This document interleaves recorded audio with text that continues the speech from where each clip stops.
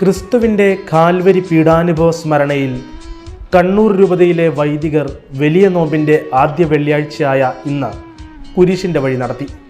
രൂപതാമെത്രാൻ doctor Alex വടക്കുംതലയുടെ നേതൃത്വത്തിലാണ് പയ്യന്നൂർ അമലോത്ഭവ മാതാ ദേവാലയത്തിൽ നിന്നും ഏഴിമല ലൂർദ് മാതാ തീർത്ഥാടന ദേവാലയത്തിലേക്ക് വൈദികർ കുരിശിൻ്റെ വഴി നടത്തിയത്.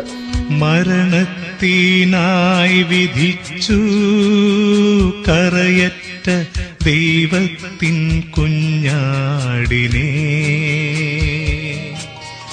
അപരാധിയായി വിധിച്ചു കൽമഷം കലരാത്ത കർത്താവിനെ.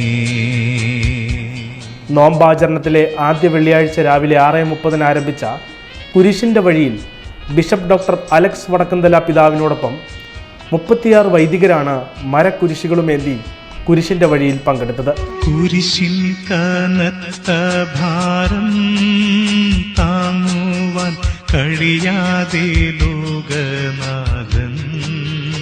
ബിഷപ്പിൻ്റെ പ്രാരംഭ പ്രാർത്ഥനയോടെ പയ്യന്നൂർ അമലോത്ഭവ മാതാ ദേവാലയത്തിൽ നിന്നും രാവിലെ 6:30 ആരംഭിച്ച കുരിശിൻ്റെ വഴിയിൽ യേശുവിൻ്റെ പീഡാസഹനങ്ങളെ അനുസ്മരിച്ചുകൊണ്ടുള്ള പ്രാർത്ഥനകളും ഗാനങ്ങളുമായിട്ടാണ് ഏഴിമല ലൂർദ് മാതാ തീർത്ഥാടന ദേവാലയത്തിൽ സമാപിച്ചത്.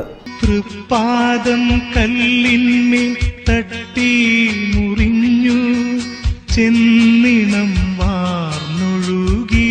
ആഗോള കത്തോലിക്ക സഭയ്ക്കും ഫ്രാൻസിസ് പാപ്പായ്ക്കും വൈദികരുടെ നവീകരണത്തിനും വൈദിക ജീവിതത്തിലേക്ക് കൂടുതൽ ദൈവവിളികൾ ഉണ്ടാകുന്നതിനും ഇതര നിയോഗങ്ങളും സമർപ്പിച്ചായിരുന്നു കുരിശിൻ്റെ വഴി നടന്നത്. നിൻ കുരിശെത്രയോ ലോലം നിന്നുകം ആനന്ദദായകം